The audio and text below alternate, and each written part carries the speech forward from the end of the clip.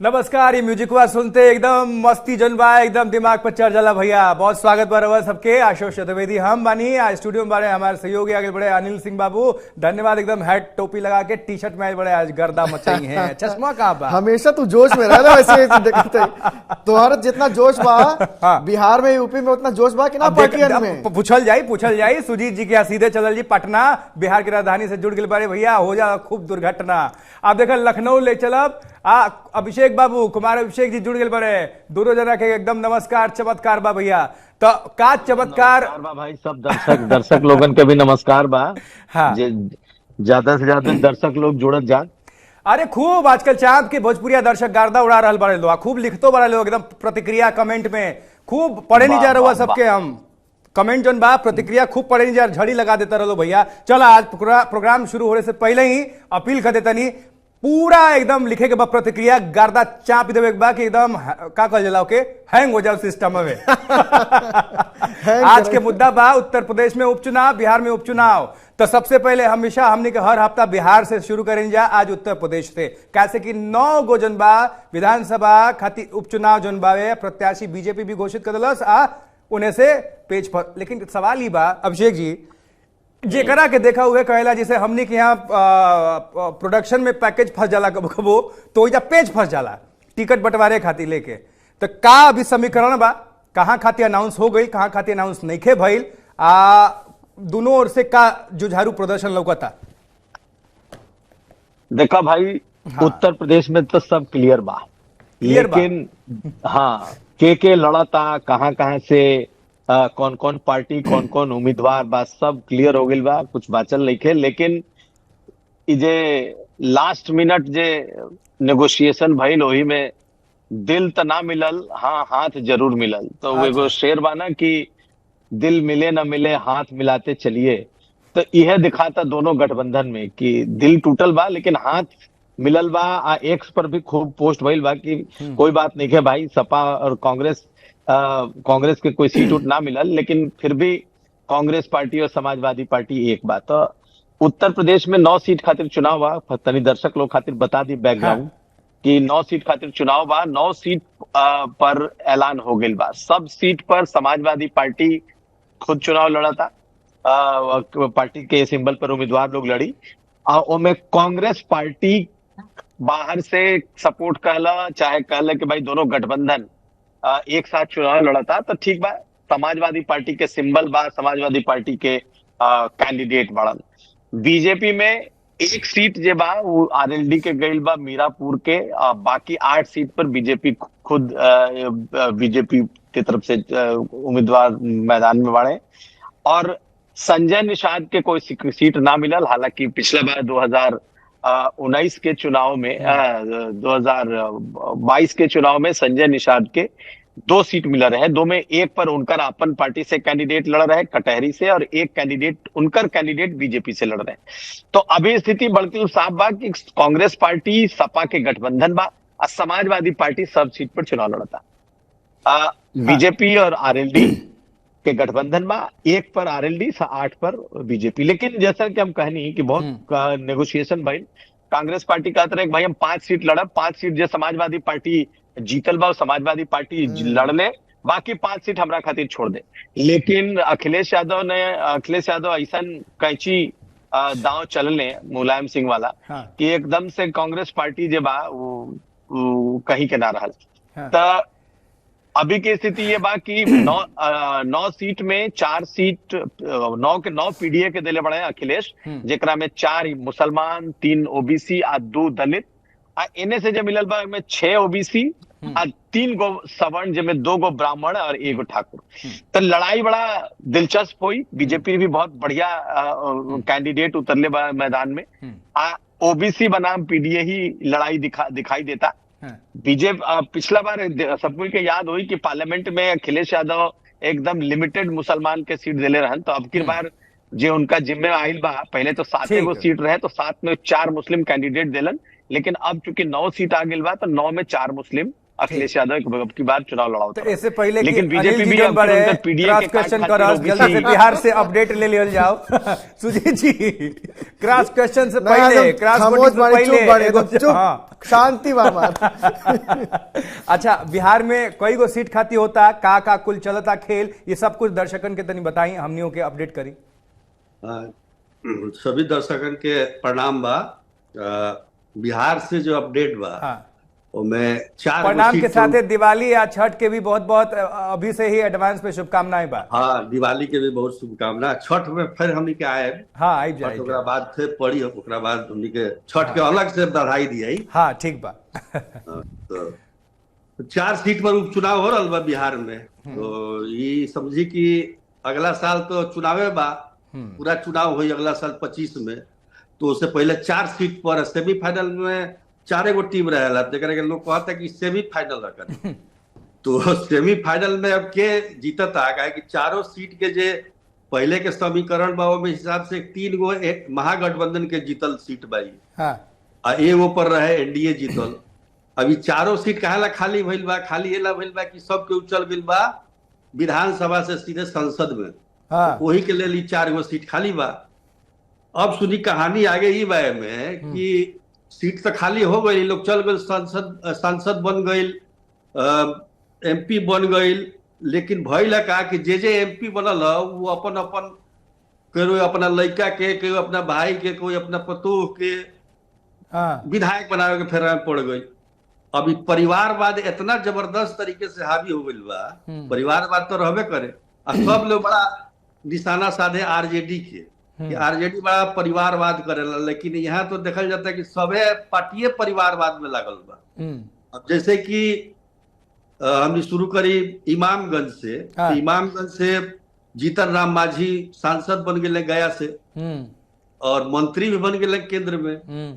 तो सीट खाली हो गई, तो भाई अब के का करसू, तो अपन बहू के खड़ा कर दिले वहां से, दीपा मांझी। हाँ। अब सुनी कि दीपा मांझी वहां से विधायक हो जाई है, उनका पति बड़े संतोष सुमन, वो बड़े अभी एमएलसी या कैबिनेट मंत्री बने नीतीश सरकार में। तो सोची कितना पावरफुल परिवार हो जाए अगर जीत गई तो। बिल्कुल। और ओकरा बाद आई बेलागंज में सुरेंद्र यादव विधायक रहे, बहुत बार जीतले 7 बार। अब सांसद बन गई बड़े जहानाबाद से, तो अपना बेटा के उतार दिले वहां से आरजेडी से, विश्वनाथ सिंह। तो अब वो हो रहा बा। अब चल जाए रामगढ़, एकदम यूपी से सटल इलाका हो, वहाँ सुधाकर सिंह सांसद बन गए आरजेडी से, तो अपना भाई के खड़ा कर दिले वहाँ। तरारी बाटे एगो सीट। हाँ। ओमे तोहर के मतलब माले जीतल रहे, तो माले तो खैर कैडर वाला पार्टी हवे। हाँ। वो परिवारवाद ना कैलक, वो राजू यादव के सुदामा प्रसाद जीतल रहे वहां से, सांसद बन गए आरा से, आरके सिंह के हरौले रहे। हाँ। तो राजू यादव को वहां से टिकट मिलल बा, लेकिन परिवारवाद ओहू जा बा। सुनील पांडे अपना बेटा के उतरले बने बीजेपी के टिकट से। अच्छा। तो सब पटिया आरजेडीओ में बा, में हम भी बा, ओकरा बाद बीजेपी भी आइए गई कहीं ना कहीं से। मनोरमा देवी बाड़ी जेडीयू के उम्मीदवार बेलागंज से। तो पलड़ा केकर भारी लागा था सुजीत भाई, केकर पलड़ा भारी लगा था कि नीतीश कुमार जी का दांव चल जाए कि कुछ एनी गड़बड़ाई कहाँ से कि हम गए नहीं बिहार में घूम के जो आयली, तो ओकरी बाद से जमीन पे धरातल पे तो उन्होंने लोग का ठीक ठाक वजूद अच्छा लागत बा कि मतलब होल्ड बा। तो ये 4 सीटियां चारों का चारों नीतीश बाबू की खाते में आए कि वो नहीं हो जाए? नीतीश बाबू में 1 सीट पर जेडीयू लड़ता, बाकी 2 सीट पर बीजेपी। मतलब गठबंधन कहला का मतलब एनडीए के बात अगर कहते हैं तो एनडीए तो मजबूत बढ़ले बा, कोनो दूर बात नहीं है। महागठबंधन के अथी किला बचावे हुआ महागठबंधन के कहा कि 3 सीट पर जीतल बड़े। तो 3 सीट उनका बचावे के बाद, लेकिन सबसे बड़ा एमे दाव जो खेलल बा वो बा जन सुराज के प्रशांत किशोर के पार्टी। बड़ा किरकिरी होता भाई यार, उनका तो बहुत किरकिरी होता, रोज का रोज उम्मीदवार बदल पड़ा था उनके। तो अरे तो सुन तो लो भाई, पहले बतवा तो लगा होता है किरकिरी के साथ। हां सुजीत जी, वो तो खेलना के पहले ही क्लीन बोल्ड। इनका बड़ा मजा आवेला भैया बिहार पर बोलला पनु, अभी हम उत्तर प्रदेश में बोलवाई। मतलब जन सुराज पार्टी मतलब खतों ने के हम खुल कहने पहले ही के बोल चाहत रही। मतलब भाई, दूगो उम्मीदवार उतना दोनों के भइल बा, चाहे बदले जे बा, मान लो हमरा कहे के मतलब है कि एको सीट अगर जीत जाई, हाँ अगर एक सीट भी जीत जाई ना तो इ लोग के दोनों जो गठबंधन बा ओकर बहुत रुआब भी उतर जाई। बिल्कुल नहीं सही बात डरा जाइए, डराए के पड़ी, चारी में से एगो अगर आ गई तो एकर मैसेज हो ई जाई। बात के करके हल्का में ले के बात नहीं थे। हाँ। ना बात सही है। रामगढ़ में जो उम्मीदवार दिले बा सुनील कुशवाहा, वो पहले बसपा में रहले, अब काशीराम के संगे रहले हैं। तो एक बार लोकसभा चुनाव भी लड़ रहे हैं, अच्छा खासा वोट आई रहे, 85,000 वोट आई रहे। अच्छा, तो वहां के लड़ाई कुछ अलग बा। पिछले बार सुधाकर सिंह जो जीतर रहे अंबिका यादव से, वो 189 वोट से जीतर रहे मात्र। बड़ी तो मुश्किल से। अंबिका यादव के बेटा भी मेरी बाड़े बसपा से टिकट चुनाव लड़ रहा बड़े। तो बड़ा मतलब त्रिकोणीय मुकाबला पहले का होत रहा कि आमने सामने का लड़ाई महागठबंधन अथी में एनडीए में होत रहा, लेकिन प्रशांत किशोर कहला से त्रिकोणीय कहीं कहीं बसपा बात चौकोनीय मुकाबला हो गई बा। तो इकरा के ये जो 4 गो सीट बा, ठीक बा, ऐसे कोई बहुत ज्यादा प्रभाव पड़े के बा ना सरकार पर, लेकिन आए वाला चुनाव में के जबरदस्त तरीके से, जैसे ना एगो भात बनावे वाला लोग ना एगो बटलोही से एगो चावल निकाल के देखला कितना पाकल बा। तो जन सुराज लई है भाई कि भाई इतना मेहनत जब भइल बा 2-2.5 साल से, ओकर का रिजल्ट आवता। अगर एक सीट भी जन सुराज जीत गई तो बहुत बड़ा उलट मैसेज हो सकता। ठीक बा। उत्तर प्रदेश पर ना ना ना ना अनिल जी रुको, बिहार में खूब जौन बावे है। हाँ हाँ, आरोप भी लागे लगा जी जीत नहीं उत्तर प्रदेश के लेके बोला। अभिषेक जी जुड़ल, अभिषेक भाई से भी हम पूछे करनी है तनी बाबा के इलाका में देखा पूछा था तनी अभिषेक भाई अबे हालिया में चुनाव रहा हरियाणा में, और जहां जहां बाबा गई ना वो रिकॉर्ड बा कि बाबा जहां जहां प्रचार के लिए पहुंचल ना पूरा का पूरा एक सीट पूरा आयल, मतलब कहीं हरबे ना कर उनकी पार्टी ना, जहां जहां गेला प्रचार करना। और बहुत उनकी प्रचार का बहुत प्रचार भइल बा ट्विटर से लेके और अखबार तक में। लेकिन वस्तु स्थिति का बाटे यूपी में जो 9 गो सीट बा, बाबा के आवा था कि दिक्कत बुझा था तनी में, कैसे कि ना जीती है तो बहुत वाला उनकी पार्टी में बहुत लोग 9 सीट जब बा ना, ये 9 सीट बा ना, ये बीजेपी खातिर सबसे मतलब जीत खातिर बहुत जरूरी चुनाव हो गई बा। क्योंकि 2024 तक लोग हार गई कहे का मतलब 64 से 33 पर आ गईलन, तो हारिए गईलन। ये लोग बढ़ के 44-43 तक आ गए, लोग 47 तक। तो स्थिति ये बा कि 9 सीट में कुछ सीट ऐसा बा जिनमें के बाबा के रहलो पे जीतल बहुत मुश्किल बा। अब करहल सीट बा जिसमें जो अखिलेश यादव खाली कैलन, उनकर भतीजा लड़तरन, लालू यादव के दामाद हवन। और दूसरा तरफ बीजेपी मुलायम सिंह के एगो दामाद के उतार दिले, धर्मेंद्र यादव के सगा बहनोई। तो दोनों दामाद लोग लड़ता यादव परिवार, यादव वर्सेस यादव। अखिलेश जी के भतीजा हवन ने और ने धर्मेंद्र जी के बहनोई बड़न। तो इंटरेस्टिंग चुनाव बा, लेकिन करहल जीतल तो मतलब बीजेपी खातिर बहुत मुश्किल बा। तो एक सीट तो ये भाई। दूसर बा कुनरकी जियाउर रहमान वर्क, जहां 60% से ज्यादा मुसलमान वोटर बाड़न, वो सीट कैसे बीजेपी जीती, यो बहुत बड़ा सवाल बा। हालांकि कभी कभी तुक्का लागल बा, बीजेपी कभी बड़ मुस्लिम सीट भी जीत गई बा। तो करहल सीट बहुत मुश्किल वाला सीट बा। कटहरी अंबेडकर नगर के सीट बा, जहां से सपा के उम्मीदवार बहुत मजबूत बढ़न। अब कटहरी सीट बीजेपी, हालांकि मुख्यमंत्री योगी जी अपना कंधा पे उठेले बड़न कुछ जगह के चुनाव में, कटहरी उनका जिम्मेदारी बा। जैसे कटहरी अयोध्या वाला मिल्कीपुर रहे, तो मिल्कीपुर तो खैर टल गई बा, अभी निके होत, लेकिन कटहरी की जिम्मेदारी मुख्यमंत्री के बा। बाकी कुछ सीट बीजेपी के खातिर पहले से ठीक रहे, जेमे फूलपुर, जेमे मझवा, ओकर बाद देखा तो गाजियाबाद सदर और खैर, ये सब बीजेपी के जीतल सीट बा। तो हम तो ये मानीला कि जिस सरकार रहेला, सरकार के उपचुनाव में वो सरकारी चुनाव हो जाला, मतलब उनमें थोड़ा एक्स्ट्रा सरकार के खातिर फायदा रहेला।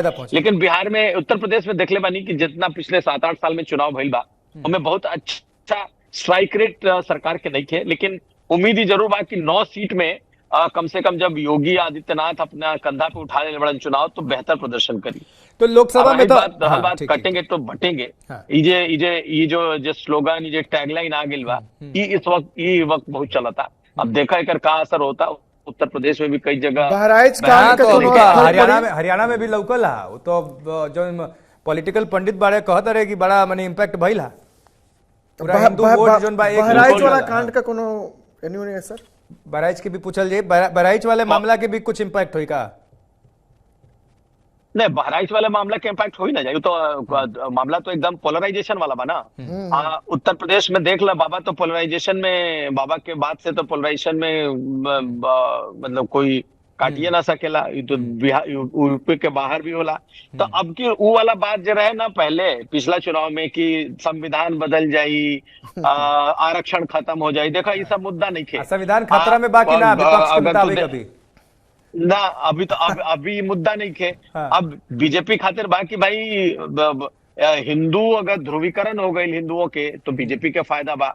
अगर वो 2024 जैसे चुनाव हो गई कि भाई संविधान खतरा में या और दलित का हर चुनाव में संविधान खतरा में पड़ जाए आरक्षण, तो फिर बीजेपी का नुकसान चुनाव होते ही जो लेकिन संविधान ऐसा एकदम लागत सही नहीं है स्थान पा जाला। ये मुद्दा अब की नहीं थे, लेकिन अब की ये मुद्दा नहीं थे। एकदम साफ साफ दिखाई देता है कि अभी जमीन पर उपचुनाव इस का संविधान वाला संविधान मुद्दा, बदली नहीं। दलित आरक्षण वाला मुद्दा हाँ। खत्म होने वाला नहीं थे। चुनाव में अभी ये जो संविधान बदल अच्छा ना तबो तो किताब लेके आवते बड़े लोग। राहुल गांधी अभी नु किताब लेके गए रहा झारखंड में ना, तो अब राहुल गांधी लेके घूमत रहन तो ओकर कितना असर बा ओकरा खातिर। मतलब राहुल ना गांधी असर जा पड़ल जाके ना, हरियाणा में कार्यक्रम तो कर भी उल्टे आओ पड़ तरन तो ठीक बा। कांग्रेसी लोग खूब नहीं ना, कांग्रेसी लोग में राहुल गांधी के जेला पे असर होला, लेकिन इन जनरल आम लोगों पर कितना असर बा ये तो दिखाई देता ना। तो अभी उपचुनाव में सुजीत जी ठीक कहा था ना, उपचुनाव में कोनो संविधान बदलना के और आरक्षण खत्म होला के तो कोनो मुद्दा रही ना। अच्छा पूरा ऐसे खबरिया में मत बताइए अभिषेक जी, लेकिन तनी ध्रुवीकरण वाला जनता मुद्दा खातिर नहीं कि बताना बाबा कि के मिल्कीपुर कटेंगे। वाला काहे रुक गईला अभी तनी मनी मने इंडिकेशन तनी। अरे भाई मिल्कीपुर वाला एक तो अगर देखल जाए तो उनका पर इलेक्शन के इतने में जवाब रहला। उहे जे हाँ इतने में जवाब रहा, लेकिन कहानी दूसर बा। देखा बात कहानी बा ओकर भीतर की कहानी बा कि सरकार खुदे ना चाहत रहे कि अभी चुनाव हो, काहे कि ओकर वजह बा। अगर यही से पूछनी है जब पॉस लेला अनु तबे ये जनता पूछा तर लिया लिख के, जब पॉस लेला भैया पूछनी है सवाल बा तो जवाब ना आइला तो ही में जवाब रहला। आ जनता पूछ के हमरा के पहले कि हई हई सवाल पूछे के बात है में से एगो पूछ लेनी है कि काहे ना भइला।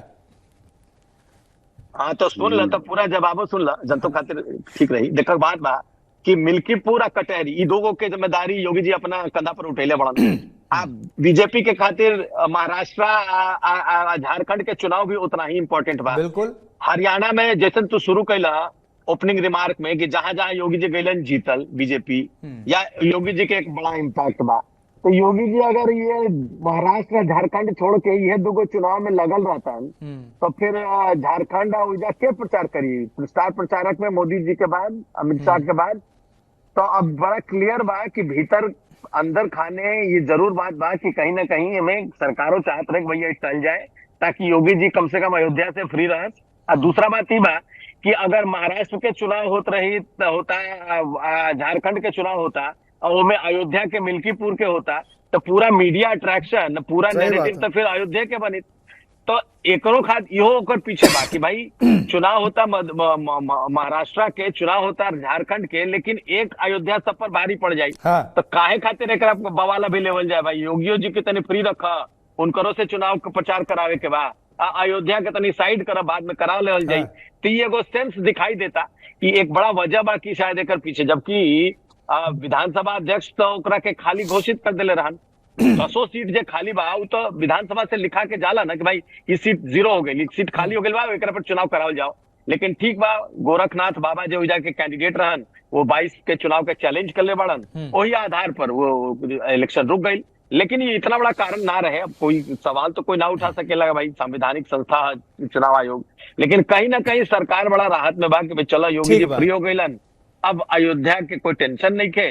अब चुनाव प्रचार करियन मध्य प्रदेश, महाराष्ट्र में, झारखंड में।